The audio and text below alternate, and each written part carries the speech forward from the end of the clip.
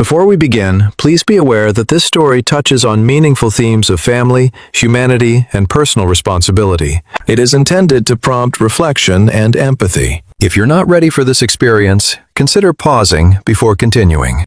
The city's central station was a monster of stone and echoes, a place where thousands of shoe soles clicked hurriedly on the cold marble, never stopping. In the middle of that rushing river of indifferent people, Mrs. Eliza was like a small island of stillness that everyone ignored. At 72, her figure was hunched over by the weight of a hard life, but her hands, though wrinkled and stained with dirt, handled the stems of the carnations and daisies with the delicacy of someone touching fine porcelain. Sitting on her small wooden stool, with her legs covered by a worn-out gray blanket, Eliza offered her bouquets, with a voice that could barely compete with the roar of the train announcements. To the majority of travelers, she was invisible, part of the furniture, an obstacle they had to dodge so they wouldn't miss the 5 o'clock train. However, that Tuesday afternoon, someone had seen her, someone who had crossed an entire country just to see her. The man was standing there, leaning against one of the massive columns of the station,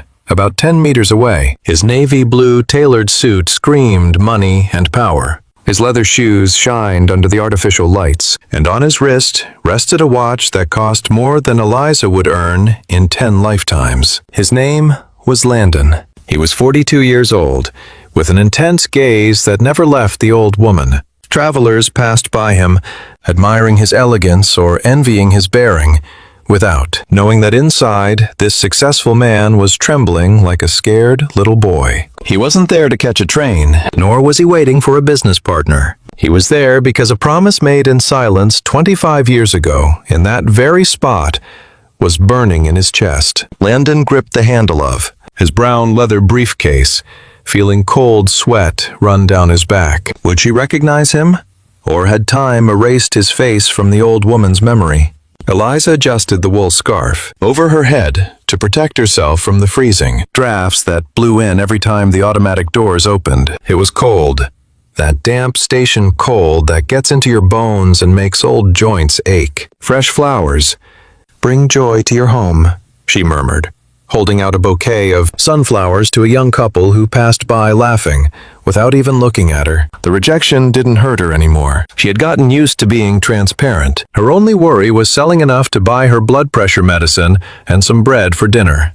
She had no idea that a few steps away, a pair of dark eyes were analyzing her every move with a mixture of pain and reverence. Landon watched as she counted the few coins in her rusty tin can. That image of her counting pennies with such dignity was like a physical blow that transported him to the past, to a time when he wasn't Landon, the CEO, but simply Landy, the orphan boy of the streets. Friends of Tales of Kindness, welcome to a new story. We are facing a moment that defines a person's life.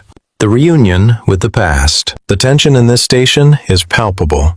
Landon has the world at his feet, but in front of this humble flower seller, he feels small. Before finding out what unites these two very different characters, I would love to know from which corner of the world you are joining us today. Please leave your city and country in the comments below. It fills us with joy to see our community growing and connecting through these shared emotions. Let's continue with the story, because Landon is about to take a step that will change Mrs. Eliza's destiny forever, and perhaps even his own. Landon's mind traveled back 25 years. He remembered the smell of train diesel and the constant feeling of hunger gnawing at his stomach. He was 17 years old. He had escaped from a state orphanage where abuse was his daily bread, and ended up living in the dark corners of that very station in downtown Chicago. He was a dirty ghost, a potential criminal in the eyes of the police, and a nuisance to the shopkeepers. Everyone kicked him out.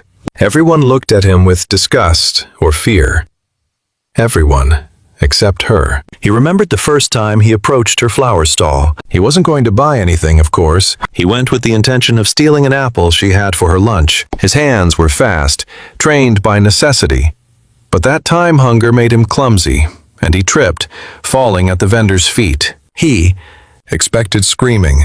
He expected her to call security.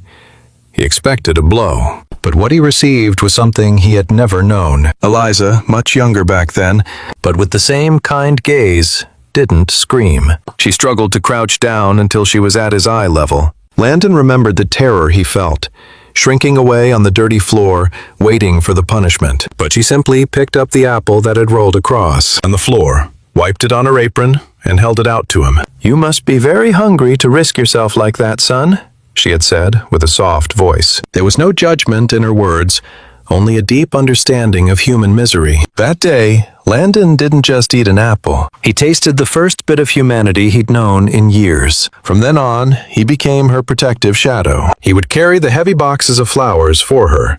She would share her humble sandwich with him. She told him he had intelligence in his eyes, that he wasn't born to be a station rat. She gave him a name when the world only called him Fief. Back in the present, Landon watched as a security guard approached Mrs. Eliza. His body tensed immediately, a conditioned reflex from his days on the streets. The guard, a bulky man with a nasty look on his face, stood in front of the old woman's small makeshift stall, blocking the light. "How many times do I have to tell you, Grandma?" The guard's voice boomed, echoing in the lobby. "You can't be here. You're in the way. Management wants to clean up the station's image, and well, you aren't helping." Eliza lowered her head in shame and began gathering her flowers with trembling hands. "Just a little longer, officer. It's rush hour. Maybe I'll sell something else," she pleaded. "No more waiting." "Out!"